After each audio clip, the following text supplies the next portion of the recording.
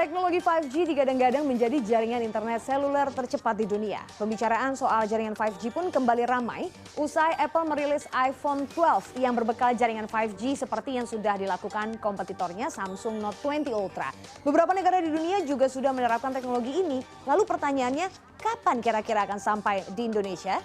Jaringan 5G atau Fifth Generation adalah teknologi terbaru yang digadang-gadang hadir dengan kecepatan ratusan kali lebih cepat dari akses internet 4G. Benar nggak sih demikian? Mari kita coba telah lebih jauh ya perjalanan era dari generasi pendahulunya sampai ke era 5G.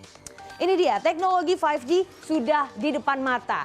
Sejauh apa di depan matanya? Kita ngomongin dari sejarahnya terlebih dahulu. Berawal dari teknologi 1G atau 1G pada tahun 1979. Hampir seluruh sistem di generasi pertama ini merupakan analog dengan kecepatan rendah dan suara sebagai objek utamanya. Seperti kalau Anda masih ingat NMT atau Nordic Mobile Telephone dan juga AMPS, Analog Mobile Phone System.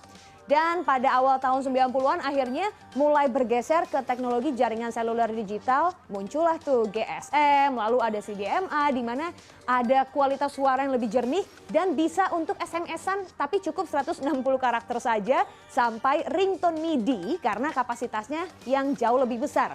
Namun kelemahannya jangkauan jaringan masih terbatas dan sangat tergantung dengan adanya BTS atau cell tower.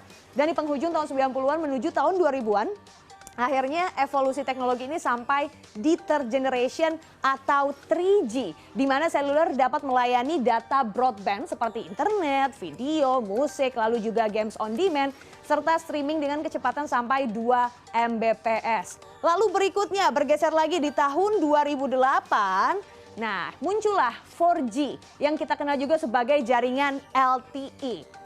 Jaringan 4G ini menyediakan solusi IP yang komprehensif dan terintegrasi penuh dengan kecepatan dari 100 Mbps hingga 1 Gbps. Dan yang terakhir adalah jaringan 5G nih yang lagi kita tunggu-tunggu. Jenis jaringan baru yang didesain untuk dapat menghubungkan semuanya secara virtual.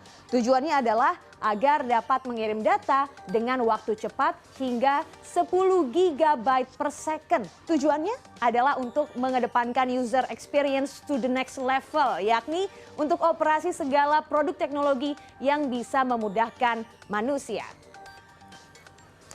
Nah, teknologi 5G ini juga sudah tersebar di berbagai negara, berbagai belahan dunia. Misal yang pertama kali adalah Korea Selatan di 3 April 2019 yang mulai mengkomersilkannya pada tahun 2020. Jadi butuh sekitar setahun untuk Korea Selatan ini bisa mengkomersilkan 5G. Lalu selain Korea Selatan, Amerika Serikat, Tiongkok pun juga menjadi negara yang pertama banget begitu mengadopsi teknologi ini. Ada juga beberapa negara lain seperti Taiwan, Arab Saudi yang juga sudah menggunakan teknologi 5G. Lalu pasti semuanya nanya gitu, semua udah, Indonesia kapan?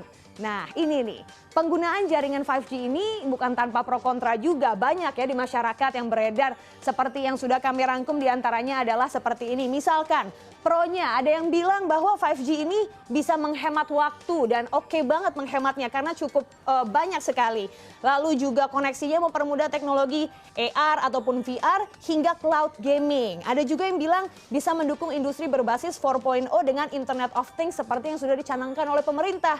Namun ada juga yang kontra, karena 5G ini mahal. Jadi nanti operator seluler kita akan beli paket data dengan harga yang lebih mahal, keluar uang bulanan untuk urusan internet mahal sekali. Lalu juga semakin canggihnya serangan cyber yang akan muncul dan membuka lebih banyak lahan untuk menambah tower dan tentunya tidak baik bagi kesehatan. Selain dan pro dan kontra ini ya, para produsen smartphone pun akhirnya juga lomba-lombaan nih gitu ya untuk memproduksi smartphone 5G seperti yang sudah ada Samsung Note 20 atau juga OnePlus Nord hingga yang paling baru adalah yang baru launching minggu lalu Apple iPhone 12. Walaupun infrastrukturnya belum siap di Indonesia, industri nampaknya sudah siap menyongsong era baru 5G. Tapi pertanyaan besarnya, penting nggak sih? Apakah Indonesia memang butuh dan siap akan teknologi jaringan 5G? Berikut ini adalah wawancara saya dengan anggota Komite Regulasi Telekomunikasi dan Badan Regulasi Telekomunikasi Indonesia, Setiardi Widodo. Atau tidak, saya kira jawabannya adalah perlu. Jadi paling nggak ada dua hal ya yang perlu kita perhatikan di sini. Yang pertama adalah bahwa teknologi itu berevolusi ya. Yang kedua dari manfaat. Jadi teknologi yang baru tentu saja membawa banyak hal yang baru, peluang-peluang baru, kemudian aplikasi baru dan sebagainya. Kaitannya dengan siap atau tidak. Menurut saya paling tidak ada empat variabel yang perlu direview lah untuk melihat kita siap atau tidak. Yang pertama adalah user, pengguna begitu. Yang kedua adalah industrinya itu ada operator, ada vendor. Kemudian yang ketiga yang terkait dengan regulasi dan rencana-rencana pemerintah. Dan yang keempat adalah faktor-faktor pendukung yang tidak kalah penting. Kita siap saja, bisa dikatakan siap, tetapi dengan berbagai keterbatasan. Jadi kalau kita paksakan, misalnya kita bisa langsung lari ke 5G, tetapi dengan banyak keterbatasan. Kalau mau ideal, kita perlu beberapa tahun.